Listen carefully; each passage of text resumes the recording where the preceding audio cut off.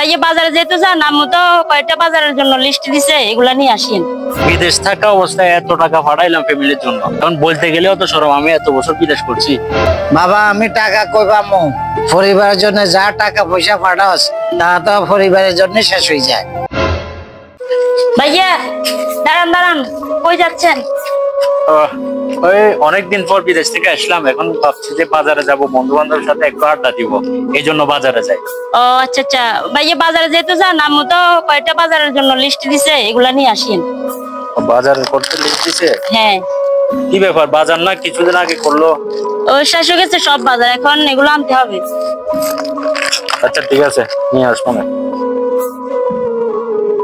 ভাইয়া আমার মোবাইলে কিছু আমি দিয়েন তো, আমি শেষ হয়ে গেছে।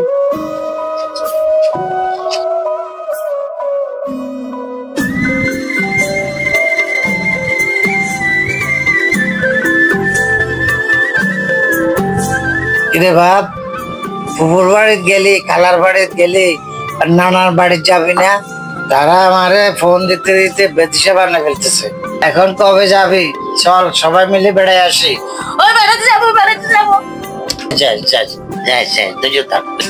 তোর মামা কি বলে শোন। আচ্ছা দেখি আব্বু, কবে সুযোগ করতে পারি বলবো না আপনাকে। মামা আমারে কিন্তু নতুন কাপড় চোপড় কিনে দিতে হবে। আচ্ছা বাগিনা, যা তোরে মামা কিনা দি মনে।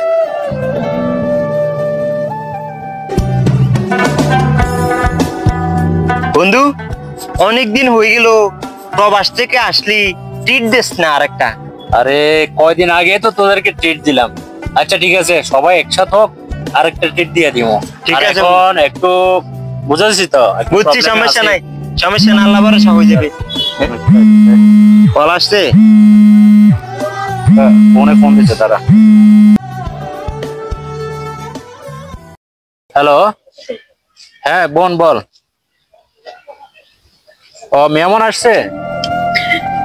আচ্ছা আচ্ছা, কি কি লাগবে?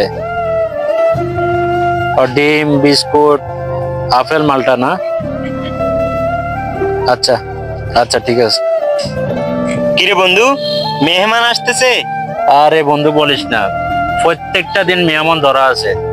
এই মেহমানের কেন্দ্র করে এই লাগবে সে লাগবে, এক বাজে অবস্থা।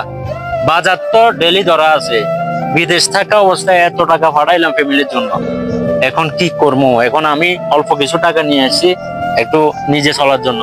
এখন মানে অবস্থা খুবই খারাপ। তার ভিতরে নানু ফোন দে, মামা ফোন দে, মামিরা ফোন দে, কি বলবো, তারা বারবারে ফোন দে যে আমাদের বাড়ি থেকে একটু বেড়াই যায়।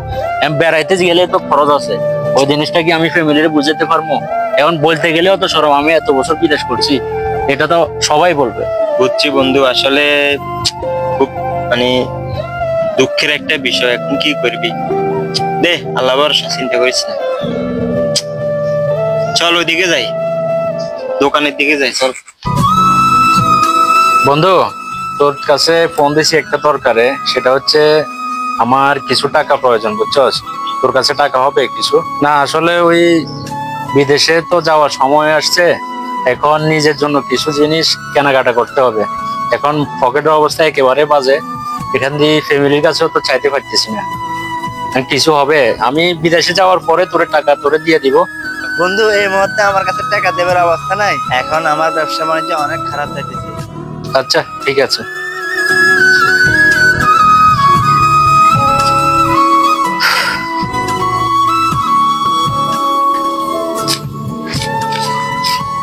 আব্বা, ইয়া বাবা কিছু বলবা?